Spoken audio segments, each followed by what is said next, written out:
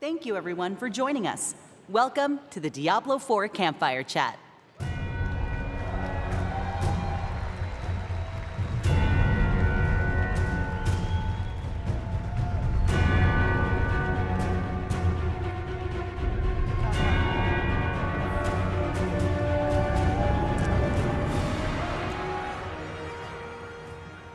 Welcome to Blizzcon 2023. Wow, this is crazy. This is awesome, seeing so many people. Very, very different than our streaming studio back in the office for sure. But thank you all for joining us on a very special version of Diablo's Campfire Chat. We kicked off this program as a live stream, as you all know. And it's an amazing feeling to see us actually do this here in front of a live audience now at BlizzCon. We have some news to share with you, and before we get into it, I do want to welcome and learn more about our wonderful panelists here for today's Campfire Chat. So let's go right into it. Brent. Hi, everybody. This is Brent's first time up here. Can you tell us a little bit about yourself? Wardrobe.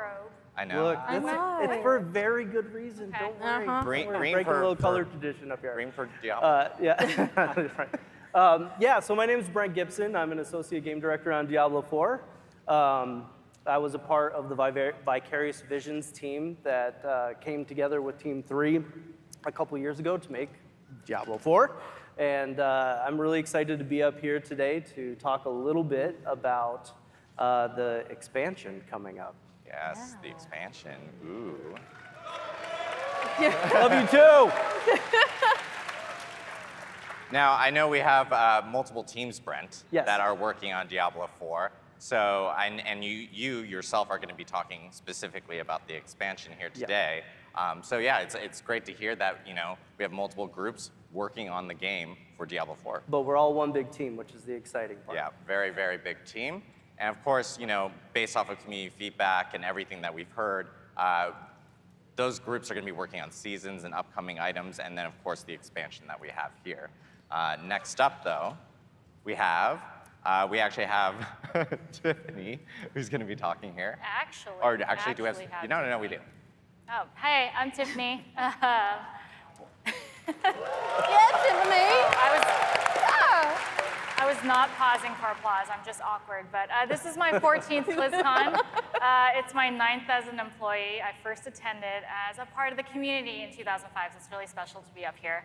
I've worked on the Diablo franchise for 12 years now, starting on Diablo 3 12 years ago, and then moving on to Diablo 4 for the past years. Brent and I actually unknowingly worked on the same game back in 2009, Marvel Ultimate Alliance 2. Yeah, that game is awesome. It's a big throwback. So it's been such a thrill to work with him and a bunch of the others from the Albany office, again, on Diablo for the past few years. Awesome. Thank you so much, Tiffany. We have Kaylee Calder here. Kaylee is actually a familiar face in the Diablo side. You may have seen her in some of the videos. For our seasons and everything. Kaylee? Yeah, hi everybody. I'm Kaylee Calder, and I am one of the lead game producers on Diablo 4. Like Tiffany and a lot of our team, I have been working on Diablo for the last 10 years across both Diablo 3 and Diablo 4. This is my first time on stage at BlizzCon, so while I am so honored, thank you. I'm so excited to be here with all of you. I'm a little nervous, but it's so good to see everyone in person. And I'm really excited to talk to you all today about some changes coming to Season 2, some additions, and other future developments. Awesome. Thank you so much, Kaylee. And of course, we have Mr. Joe Shelley here, a very familiar face on all our Diablo 4 Campfire Chats. Joe, welcome again. Thank you, Adam, and thank all of you. I really want to thank all of you for being here and submitting questions. We're going to take questions at the end. And really, for all the feedback that you've given us throughout the launch of the game and Season 1, it's incredible to have a Campfire Chat, but with this huge array of other attendees at our Campfire. So it's incredible. Exactly. Thank you so much, Joe. And of course, I am Adam Fletcher. I'm the Director of Community for Diablo. Oh, yeah! Thank you. So weird with an audience. And I will be today's host and moderator. I want to thank you all again for taking the time to join us on this very special Diablo IV Campfire chat. And I do also want to give a huge call out to this amazing plush Campfire that we did bring in for this. I joked it's got very soft lighting. Ha ha ha. There we go. First pun of the day. We're doing well. But to kick off activities, I know the dev team, they do actually have some news to follow up regarding yesterday's announcements. So let me actually pass it off to the team. So, Brent. Yeah, we're really excited to show the sneak peek for the next chapter of Hatred. We've been on pins and needles to share some of the information from the expansion for a very long time. And it's going to be taking us to a brand new place. And it's really cool because it's actually in contrast to that dark Gothic setting that we're used to seeing in the main game.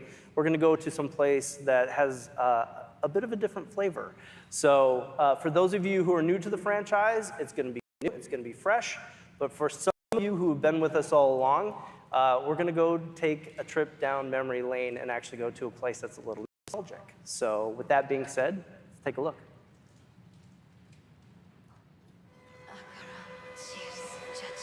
We have each played a part in what has happened here. You abdicated your choice to this child.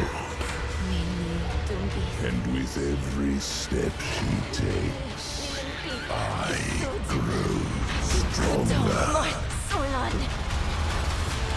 There will be no salvation in the light.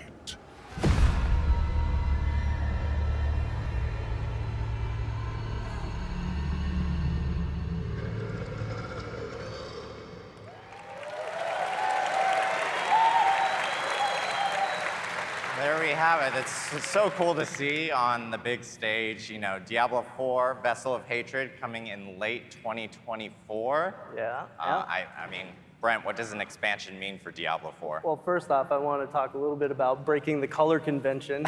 You've been giving me I've got green shoes all on. sorts of grief over my green jacket. I like the green. Yeah, so for us, expansions are important because it's a great opportunity to take one big cohesive step forward. You know, when it comes to continuing our dark story, exploring the new region we're going to talk about today, or even new ways to play with new monsters and a new class, we want to make sure that all of these things go together in a really nice way. And I've been joking for a little bit about how this is kind of like making a really good burger, right?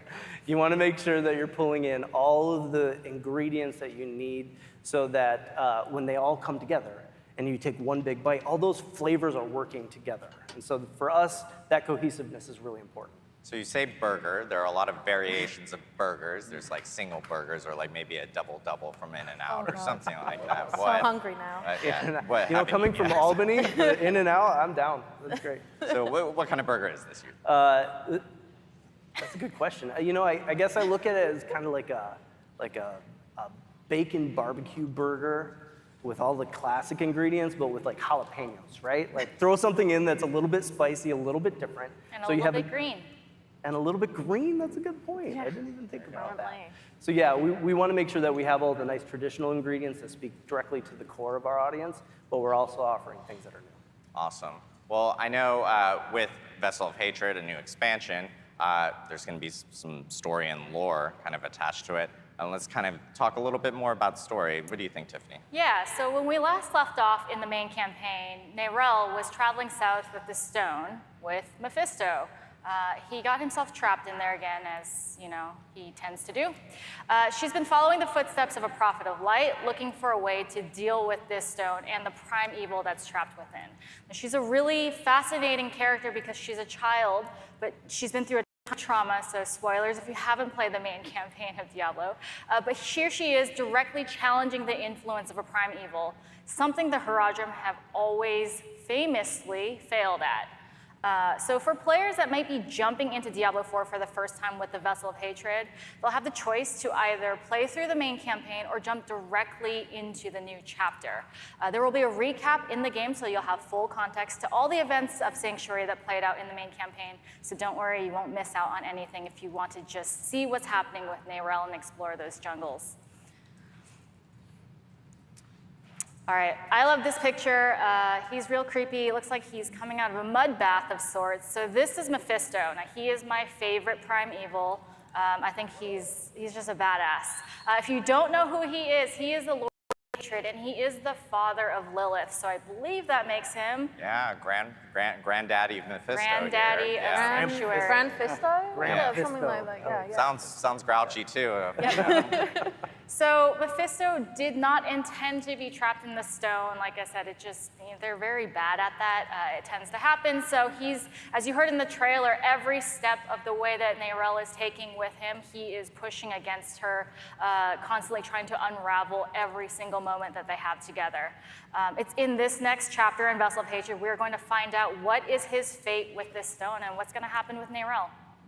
Yeah, so with Vessel of Hatred, you know, we even saw it a little bit in the teaser. It seems like we're actually going to be, it's going to be taking us to a new place. I know you guys have actually mentioned Nahantu. Can you tell us a little bit more about Nahantu, Brett? Yeah, so we're going to a whole new region called Nahantu. Now, for those of you guys who know the history of Sanctuary, you know that heading south actually means going to Torjan. When we started off with the expansion, we decided as a team to really think about how we're referencing cultures moving forward. And for those of you who may not know, the Torjan people are a real people. And they're an amazing culture. They have beautiful traditions. You should totally look it up. But for us as creatives, we want to make sure that we're always in a position where we're being inspired by, as opposed to lifting from. And so because of that, we decided to review some of our names and make some changes. So how are we kind of doing this in game? We've actually decided to fold it in creatively. So for those of the people who are outside of the region, you know, maybe you were from the Dry Steppes, you know this place as Torjan. But the people who are there know it as Nahantu. And so you're going to see that folded into the story in some really creative ways to give that name some power. Awesome. I know we have a lot of cool architecture, like right here, we're seeing kind of what looks to be like a river gate.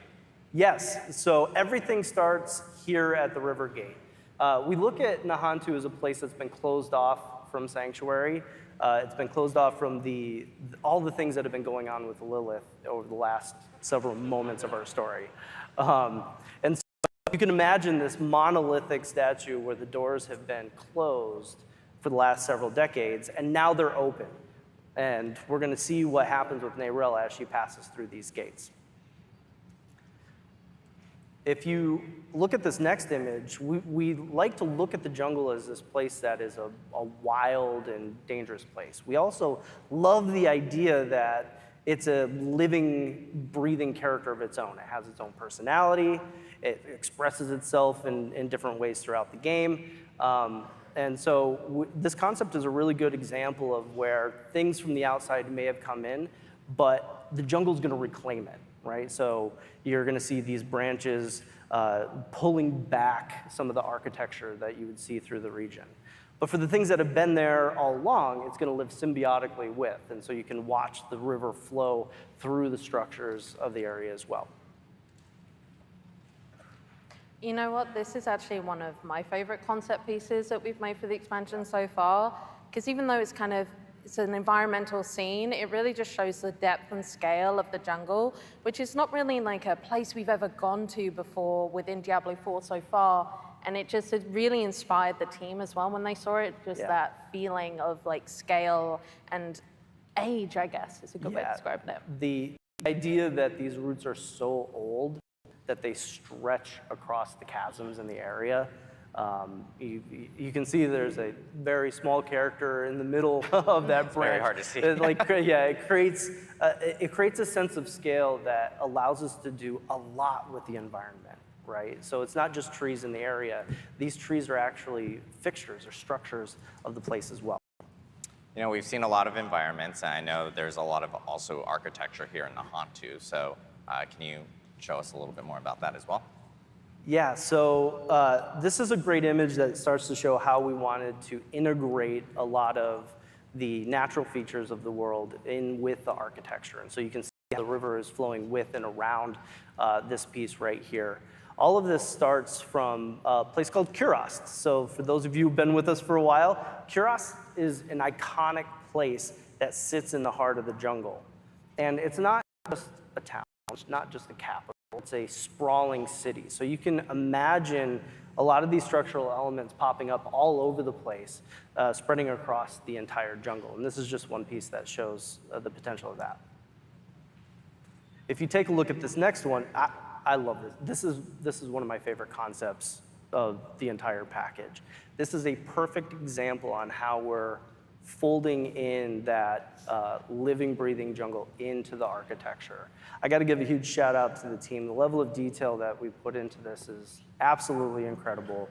They pay attention to our environments just as much as one of our characters. So all the detail that we put into Lilith or Inarius is the same amount of detail as you would see in a piece like this. So big shout out to the team for what they can do. Yeah.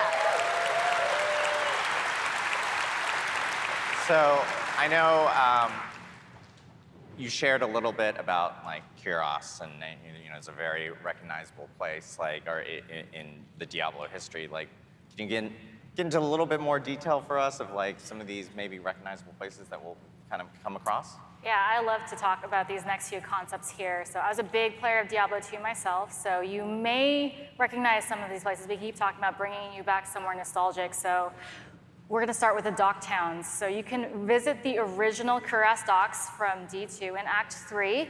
And through time, it's changed. It's been 72 years since the events of Diablo II in the world of Sanctuary. It has been 72 years in real life. So I'm excited to jump in there and see what the denizens have been up to, see if there's anybody that's still around from the past 72 years. And like Brent and Kaylee were saying earlier, a concept piece like this really gives me this incredible sense of scale in the world of Sanctuary, and I'm super excited to explore areas like that. We know that locations like this really set the tone for successfully delivering on that nostalgia and embracing that legacy of the Diablo universe. So the capital Kurast is something that we've always wanted to know more about. So this is a clip that's actually from the teaser that we've showed you a couple times now. And this is that incredible ziggurat with really, really creepy Grandpa Mephisto talking over it. So we've always wanted to know what's under this ziggurat. What's amazing about this is that for the dev team, this is one of the earliest sources of inspiration when we started working on the expansion. And so seeing it make all the way from original concept into the actual teaser that we showed this weekend is really exciting. So we've got one more really, really cool place to show you. So this is the temple city of Travancore, and it's where the Horadrim originally imprisoned Mephisto in his soul stone. It's deep inside Kurast, and I am so excited to go in there and see what's happened in the last 72 years. Joe, what do you think? I hope I don't get slowed by hostile blizzards again. But it's going to be really cool to dive under Travancore and sort of revisit that area. It's such a memorable area from B3. Yeah, Travancore was super memorable. Act 3, everyone remembering as they're fighting the council there. So it's great that we can revisit that here in Vessel of Hatred. And of course, a big question I know that people have with Vessel of Hatred, does that mean a new class is coming? Brent, do you have any more info that you can share potentially? I'm sure a few of you have been on Reddit asking questions about the new class. It's the #1 question we've been getting all week. You know, when we started off, we were still making the main game. And I'm really proud of the fact that we delivered 5 classic classes, right? We got that great feeling of all of them spread around the campfire. It felt really, really good. And so when we're talking about the expansion, we had a decision to make. We're kind of at a crossroads of, do we do another classic, or do we do something new? And the team really thought about it hard, and we felt we have a responsibility to actually bring new things to Sanctuary. Like, this game is really big, this world is very big, we need to continue to broaden it, and so we made the choice to go with something new. So you're saying new here. And we're seeing a lot of jungle environments, obviously. Yes. So does that for sure rules out something like the Witch Doctor? Yes, that for sure rules Yeah, out. it's absolutely a brand new class. It is not the Witch Doctor. All right. We've been hearing a lot of like, it might still be the Witch Doctor. And I'm like, I'm pretty sure we said new class. So awesome. That was great that we got to see kind of like, and get a little bit more information about Diablo IV, Vessel of Hatred. Again, Diablo IV, Vessel of Hatred is coming out in late 2024. We'll actually have more news next summer about Diablo IV, Vessel of Hatred. Green. It's great. Going green. I'm glad you're color coordinated for this, Brent. So, but we do want to talk more about some of the other items that we talked about in the opening ceremony yesterday. And so Joe, I know, wants to talk a little bit about season 2 and what's coming forward. Yeah, absolutely. So, we've had, as I said here earlier when I welcomed all of you, we've had so much community feedback, and it's been incredible for us to be able to release season 2 and bring a lot of those changes to you. And I think we have a roadmap here. You can see here that on the Season of Blood, some of the things that we brought with Season of Blood. If you haven't played since launch or since season 1, you'll be able to check out the new boss ladder, leveling, 40% faster leveling, right? The changes, thank you. That was all me, no. We have an incredibly talented team of system designers who care deeply about the player experience and the feeling of movement through the levels and being able to capture the objective of reaching level 100, right? And so that change was something that we thought was really important for season 2. But we also changed things like the way that item power scales, right? So that as you fight more difficult monsters, you can get more powerful loot, including some of those uber uniques from Duriel. Yes. And so many other quality of life changes. The mount, I think, is transformed. And that's not all we have in store for season 2. Like we were talking about in the opening ceremonies, we made some announcements, and we want to get into more detail about those here today. And a little bit of a sneak peek at, you can see here, season of, I'm going to say the orange text. Yes, that's definitely a final name. Yeah. Final Ship name. No, we're not quite ready to release the season name, but we have a sneak peek of one of the features coming with leaderboards and the gauntlets. So we're really excited to talk about those. Let's jump into it. Yeah, so we're going to kick things off with some updates to Season 2 that are coming really, really soon. Literally, this coming Tuesday, November 7th, we are going to be adding new unique rings, which were called the Malignant Rings. Developing Seasons is an opportunity for us to look for ways to bring things back that you, our players, really enjoyed and really engaged with. It doesn't mean that we'll bring things back from every season, but we will look for opportunities, especially when the community is letting us know how much they enjoyed it, and also we also had a lot of fun with these. This also is an opportunity for us to kind of revisit those powers, because these are coming not just on to the season, but also to the Eternal Realm. So these powers you're about to see on these rings, we've tweaked them slightly so that they work with the other uniques in the game, but we feel they're really going to add something for each class and kind of continue on building their kit and that fantasy. You're going to be able to get these by defeating Varshan, so I hope everyone's been saving their materials. You do have a little bit of time to farm more if you didn't.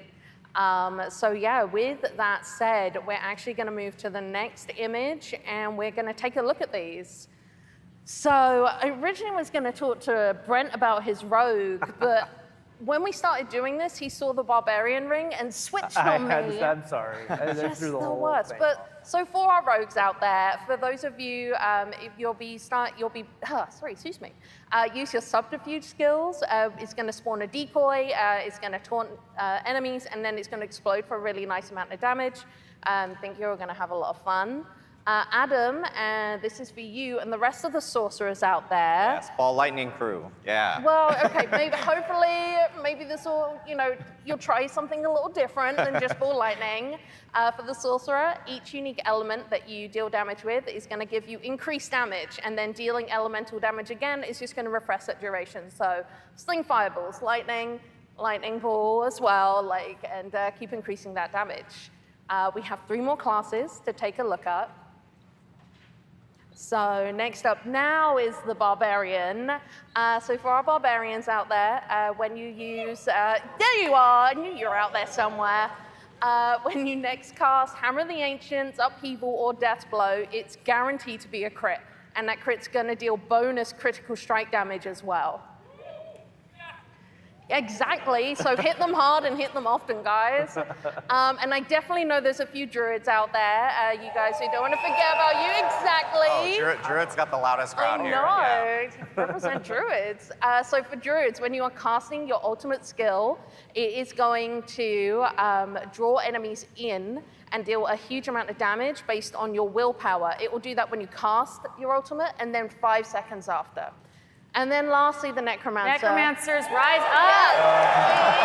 That's right. There's actually 3 Necromancers up here, because 3 of us are playing it this season. Total coincidence. So we all love this power, and we know everybody else loves this, so we are bringing back that walking near your corpses is going to automatically activate one of the following skills, which is Corpse Tendrils, Corpse Explosion, or Raised Skeleton. So yeah, that is... That's going to be the Malignant Rings, and as we said, you're going to be able to get them from Killing Varshan starting on November 7th. So next week, everybody. Awesome. Thank you so much, Kaylee.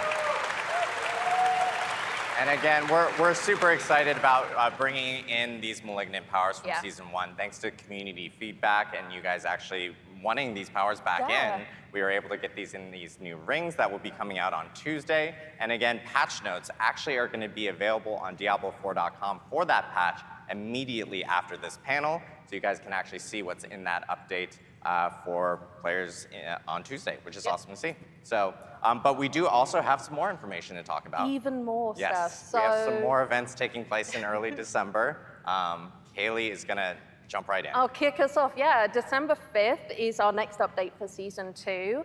And we've got some additional updates coming in, some quality of life things, and then something Joe is going to talk about. But I'm going to talk about some additional changes to the Occultist. Chris mentioned this yesterday in opening ceremony. So for those of you who may not know, enchanting is what allows you to replace an affix on an item with another. And those that are familiar with it will notice when you go and visit from December 5th, there is a new view affix, possible affixes button. I can't remember it, yeah. View possible affixes. And when you click on that, it's going to give you a list of the affixes that one could roll into. So that way you're not kind of just blindly guessing and hoping that the one you've picked is going to give you. We think this update, along with the gold changes we have made, is really going to help everybody optimize their builds and continue to have fun in the end game. We have also heard feedback about affixes and how some of them aren't serving you in the ways you want. We do have plans to talk about both changes to affixes and itemization in the future, but we're not quite ready to talk about it right now. Yeah, that's right. This is a really important change, and itemization is one of the, itemization and endgame are the 2 things that we're laser focused on right now. We're going to talk a little bit more about that right up here next with Avatar Zir. Yeah, and you know, it's awesome to see these occultist changes because obviously community feedback has been, we've heard you guys like that it, you know, blindly choosing different affixes has been very, very difficult, but with the changes with the cost plus this will be much better, and this update, of course, hitting on December 5th. But other feedback that we've heard a lot about, and Joe knows this as well, has been about endgame. And so I know you wanted to talk a little bit about a new kind of endgame feature that's coming in Season 2. So Joe, yeah, do you want to talk a little bit about? Yeah, so we want to add more endgame, and then we want to add some more endgame, and then... Some more? We're going to add more endgame. Yeah, we're going to add some more after That's that. right. Okay, That's okay, right. yeah, okay. And in particular, permanent or evergreen endgame features that extend the challenges and reward opportunities from 50 to 100 and after you've reached 100. And so Avatar of Zir is a 100 plus new thing that we're trying here. This is a seasonal endgame event. So it's temporary, and we're really interested in paying attention to how all of you run through it and your feedback on it for the future of, maybe we'll bring it back. We'll see how it goes. But you probably want to know more about it than just staring at this red portal, right?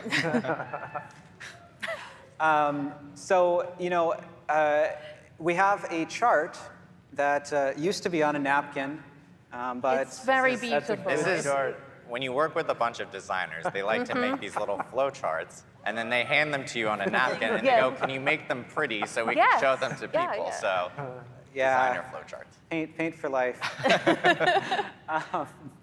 So you can see here how the flow of Avatar of Zero will work.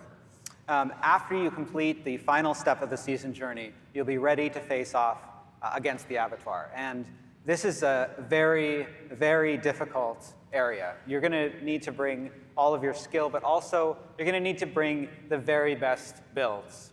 Not every build is going to be able to succeed in Avatar Zero.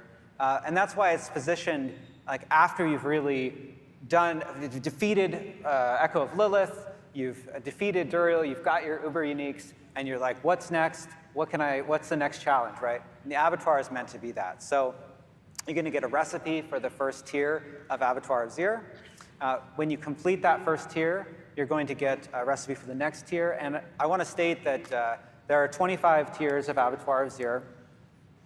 And that's fewer tiers than there are of Nightmare Dungeons. But each tier of the Avatar is much more difficult than the tier before. This is not the same as Nightmare Dungeons 70 to 71. And you're also going to get a ton of Paragon Glyph XP. So I know some people have expressed that it can be hard to level up all your glyphs through Nightmare Dungeons. That you're going to get so much from this event. And you're going to need it because you're going to want to level up this new, unique glyph that you can get as a reward for completing the Avatar. This glyph, the Tears of Blood, is tied to the event and is also persists during the duration of the event. But it will be incredibly useful for increasing your character power so that you can take on those tougher tiers of the Avatar. You can see that it has a larger radius than other glyphs. It can grow even beyond that. It has multiplicative powers on it, and it can be leveled up to 200 times. So it is still a capped level, but it has a lot of progression in it. Awesome. Lots of stuff coming here. December 5th. We got the Occultist updates and Avatar Zero, which is the end game that we just talked about that. And that will run through the end of Season 2. So players can expect, to be able to go through that starting on December 5th, which is great to hear. But we also have even more events in December that we do want to talk about. One that's a little bit more festive. We mentioned it yesterday. Kaylee, I know you want to talk a little bit about Midwinter Blight. Yeah, so for everyone that doesn't live in California, this time of year can be darkening and colder. You might get snow or lots of rain. Like where I'm from. Yeah, where you're from, basically. You're going to need the winter clothing. As you return to Fractured Peaks on December 12th, where the Midwinter Blight is taking place. As you return, you're going to find that it's been enveloped in a storm. It's freezing out the locals. It's eternally dark, and there are new horrors lurking, waiting to, make your lives and the inhabitants miserable. So yeah, I hope you brought some ice scrapers with you. Maybe help us get out here. Yeah, we're working on a special Diablo ice scraper. Reaching out to John Mueller to see if we can get that marketed as soon as we can. Yeah, definitely. Okay. So it's going to start in Kyovashad, and you're going to meet Gillian, a wandering bard, and he's here to try and bring some cheer and warmth, which you can see in the video as we go to that. And he is located in the Hibernal Square, and he's giving as well a warning of the storm and the terrors lurking within. And as you can see, this is a classic Diablo holiday space, decorated mostly in skulls, which we find very festive on the team, personally. Yes, and at its center we have the Totem of Midwinter, which plays a part in the event itself, but I'm not going to spoil that, and we'll kind of go into that.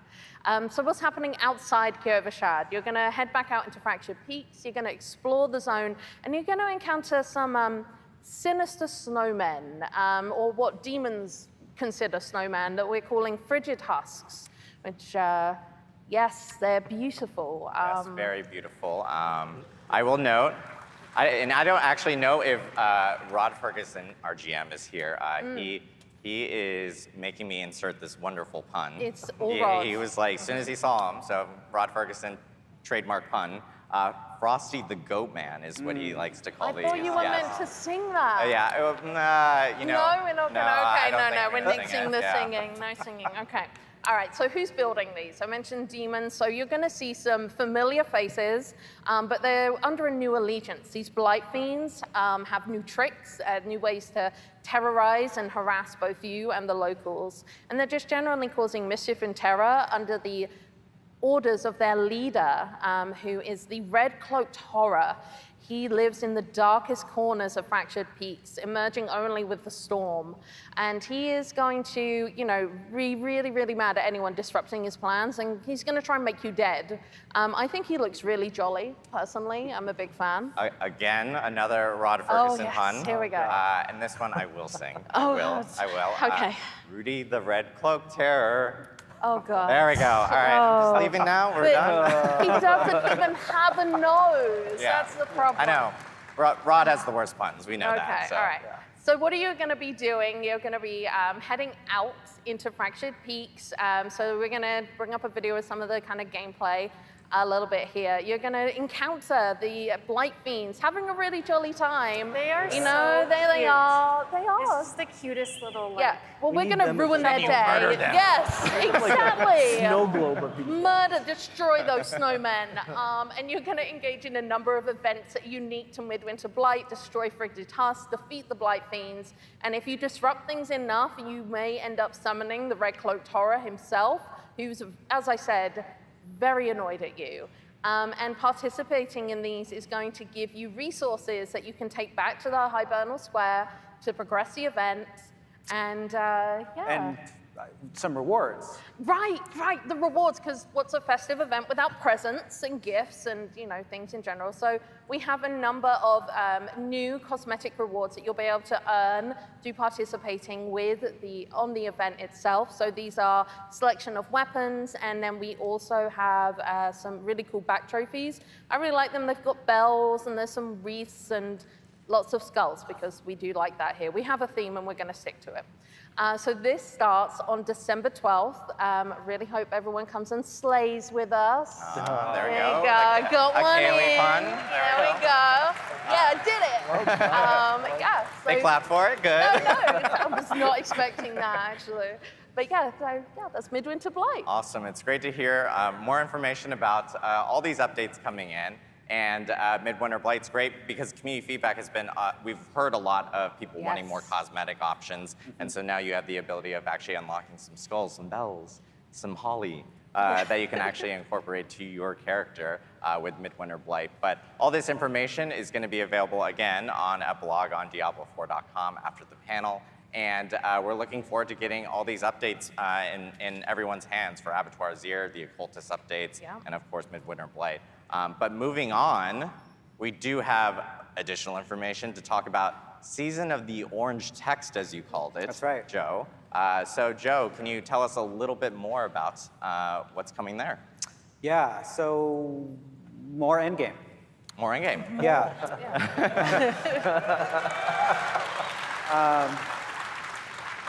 This is such a cool piece. This is relevant to the season, and I'm excited to find out what happens with this guy. But I want to talk a little bit about one part of Season 3, and there will be many more parts of Season 3. We're going to talk about these more in future Campfire chats.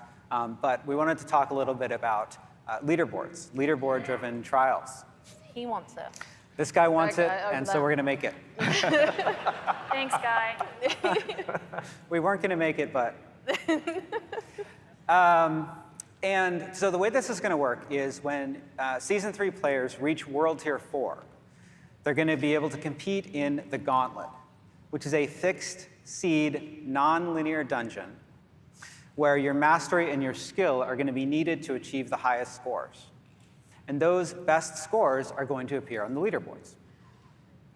Now, every time you enter the gauntlet, it's going to be exactly the same. That means the monsters and their positions, the layouts, the affixes. And because it's nonlinear, you have some choices about how you're going to progress through to maximize your score. And of course, if you're playing in a party, you can choose like which direction each party member is going to go, and you really have an opportunity to optimize it. Loot will drop at the end of the timer, so you don't have to worry about picking it up on the way. And as you're killing monsters and you're opening chests, you're going to get instead these pickups called proofs of might. They drop from all of this types of content, and you'll have a limited amount of time to collect as many as possible to maximize your score. So at the beginning of each week, a new gauntlet is going to replace the current one, and the leaderboards will reset. Now, this is an image of the solo barbarian ladder we can see here. I want to caution that it is in development content, so some things may change by the time we get to season 3, but we wanted to show off, to really give all of you an idea, a visual idea of like how this is going to play out. And you can also see on this next image that we have a number of filters. So there are solo leaderboards for each class, as well as party leaderboards that vary with party size, of course, hardcore leaderboards. And then when you look at the leaderboards, you'll be able to filter them globally or by platform. You can filter by your friends or your clan. So I know I'm better than Brown. Yeah, I mean, I'm right here. You don't have to talk to me. If you played Barb, you would be able to. ooh. It's fair. Neck pros are better. That's why we all have know the it. Barb leaderboard. So, I mentioned that these leaderboards will reset every week, but the very best players from each week's leaderboard are going to be recorded in the Hall of Ancients. This is a permanent leaderboard that will cement their legacy. And you don't just have to be the very top ranking on the leaderboards to participate in the gauntlet. All World Tier 4 players will be able to take their shot at participating in the gauntlet and progressing to the leaderboard. So that means you don't have to be level 100 to participate at all. No, you don't. In fact, if you look at this wonderful UI that we have up here, you can see that as you're leveling up and competing in the gauntlet and getting higher and higher score, you'll earn these seals. And as you are earning these seals, you'll be able to climb up until eventually you get to the seal of the worthy, and then you'll be able to jump into the leaderboard. And you can show these off on your character profile in game. Awesome. Very cool. And then I know with leaderboards, that coming in season 3, with all the information that we've been sharing here, again, I'm just reminding everyone that you can end up checking all this out on the site afterwards. We'll have all the artwork up there. And of course, all the information that we provided even on the expansion stuff will end up being there. And I just want to remind everyone in the community that thanks to you guys and the feedback that we've actually gotten in for Diablo 4, we've been able to, we were able to get all these amazing changes in. So providing that feedback through our forums, through social media, through Reddit, wherever you post at, let us know. Even here at Blizzcon, it's a huge help for the whole entire team. So thank you guys again. Thank you, Diablo community, for making the game a better experience for everyone. I know we do have some time for Q&A as well. We did leave a question box out in Hall A, which is the Diablo Hall here at Blizzcon. And then, of course, we asked on social media for questions through our fans that could not attend BlizzCon. But we grabbed the ones that seem to be pretty regular repeats specifically. So we'll kind of just jump right in on them. The first question, I think this one would be good for Kaylee. Will there be more intermediate progression dungeons and bosses between Tier 4 and Uber Lilith? Yeah, so we had this question a bit, and the short answer is yes. We've already started doing this with the boss ladder, Uber Duriel, and we're looking for even more opportunities with which to give everybody things to tackle as they're working their way towards Uber Lilith, as well as, things for people to pursue once they defeat Uber Lilith. So yes, and as we develop those, we will share more information, probably in more Campfire chats or on Diablo4.com. Awesome, thank you, Kaylee. This one's an expansion question. Okay. So Brent, I will give this over to you. Will there be a season journey when expansion launches? Yeah, we know we have a large community with players who like to play in a bunch of different styles. So when Vessel of Hatred launches, we're going to have stuff for Eternal players. We're going to have seasonal content. We're going to have people who want to continue to play vanilla, people who want to jump into the expansion. Basically, we're going to have something for everybody to have fun with. Cool. Thank you, Brent. Tiffany, this one for you. Will we have a system to save and switch between builds? A very popular question. Very popular question. So the reason Adam says this is a great question for me is because I ask Joe this all the time.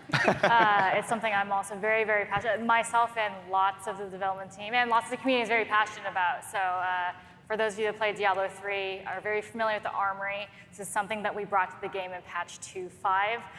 And so we've been talking about it for a very long time. There's so many different things, so many activities, like so much room for activities in Sanctuary, and so many different things to be doing, whether you're playing by yourself, playing with a group, PvP, et cetera, et cetera.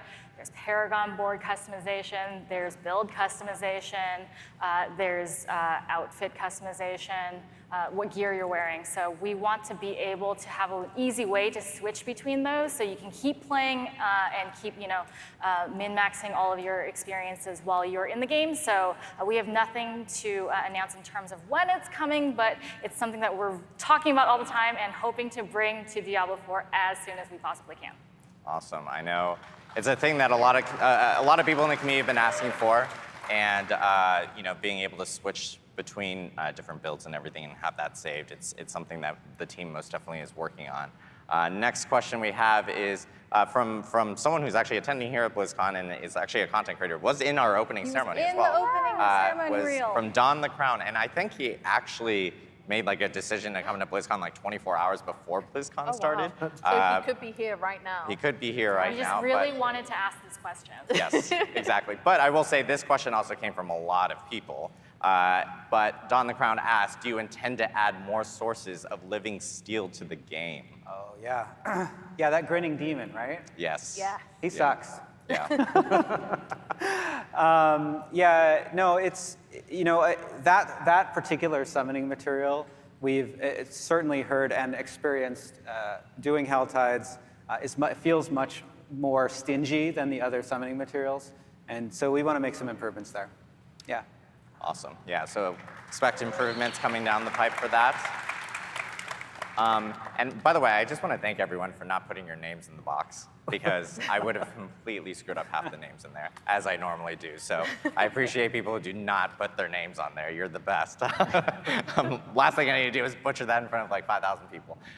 Will the expansion feature a group finder or global chats? As social features, I know we've heard a lot of questions about. Brent? Yeah. Social is a really big part of the game, and we see what everybody's doing with how they're leveraging trade chat to kind of work around some things. Our social team finds this incredibly important, right? Like, we got a lot of different ways to play the game, and we want to make sure that all of your communities can find each other and come together. And so we actually have to really get some tools in there to get to that point where everybody has a really smooth social experience. And so our goal is to make sure that we get as many of those tools in place before we actually get to the expansion.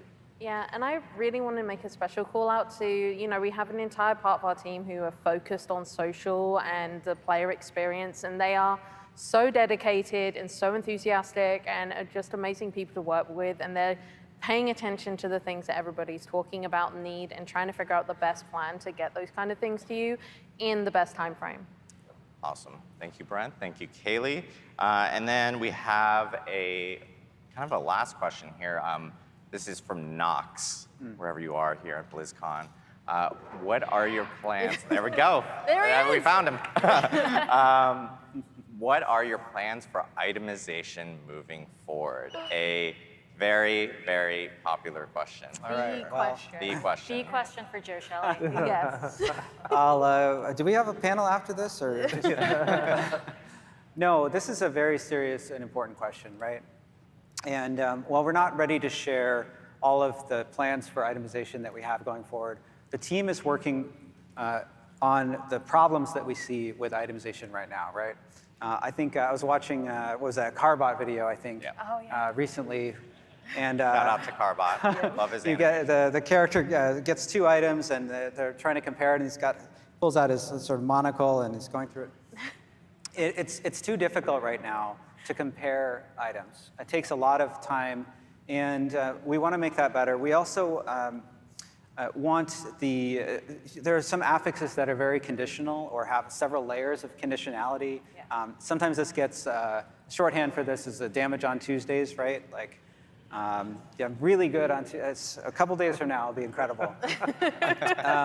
But we think that there are too many of those that have really complicated conditional effects, and it's really hard to bring those into builds, and it contributes, as Kaylee was saying earlier, to a feeling of having it be very difficult to customize your items in a way that lets you get exactly the affixes that you want on your build. Get that build you're looking for, you know? Exactly. So that's something that we want to review. We also know that when you are optimizing your gear, the goal of that is to have the effect be that you feel that power. So you are customizing your gear, and then you go out and you want to be able to visually tell immediately, like, yeah, this made a difference, right?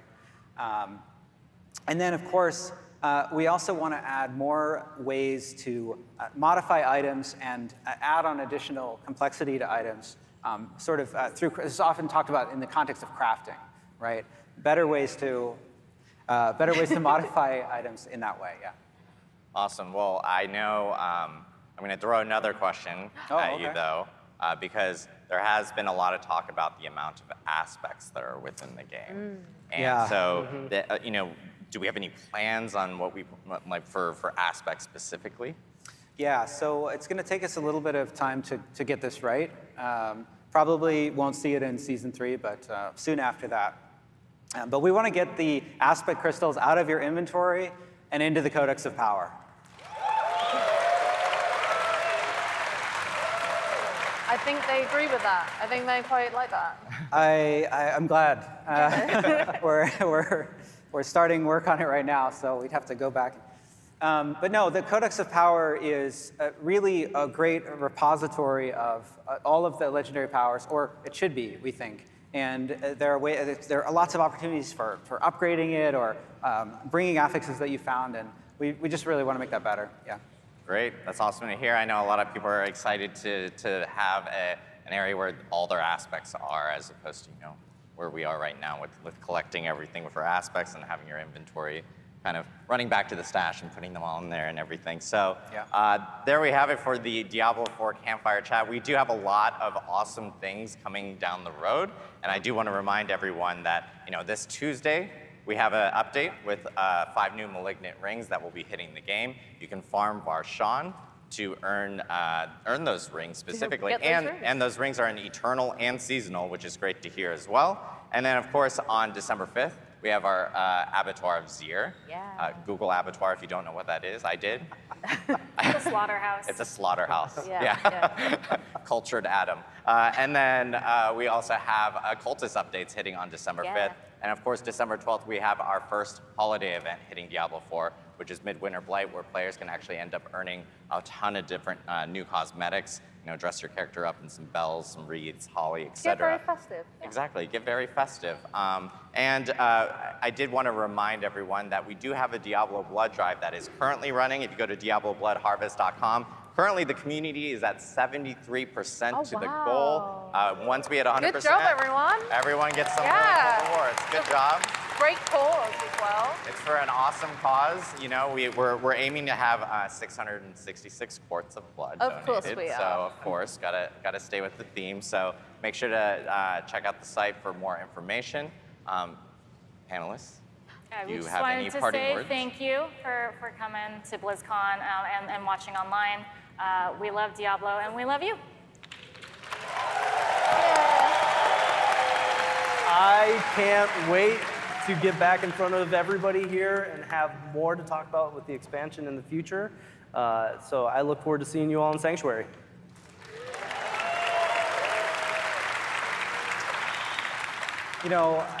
I just want to thank all of our passionate players, and we listen to everything that you're saying, and it's been so awesome to reveal Season of Blood and be able to bring some of those changes back, and then to come here and to be able to tell you about all the things that are, more things that are coming in Season of Blood, and in future seasons, and in Vessel of Hatred.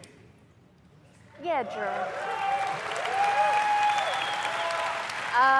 Yeah, I just want to say thank you, everyone, for making this an amazing experience to be up here. Also, hi, Mum and Dad, surprise. Yes, I'm on the panel. I didn't tell them. But I mostly want to call out our amazing team, who many of them are working here at Blizzcon, who you may have met down in Hall A, they're doing signing, and everyone who's is actually still back at the office, or, well, would be, it's the weekend, they're not working. But everyone across all the spaces that we have and across the team in general. Awesome. And I just want to thank everyone here. Thank you guys, everyone here, everyone at home. We hope you guys have had a wonderful BlizzCon. We're so happy to have you here, and we hope you guys come see us while BlizzCon's still going on for the rest of the day. And we'll see you in the next Campfire Chat. We'll have more Campfire Chats this year. And have an amazing BlizzCon, everyone. Thank you so much. We'll see you in Sanctuary. Thank you.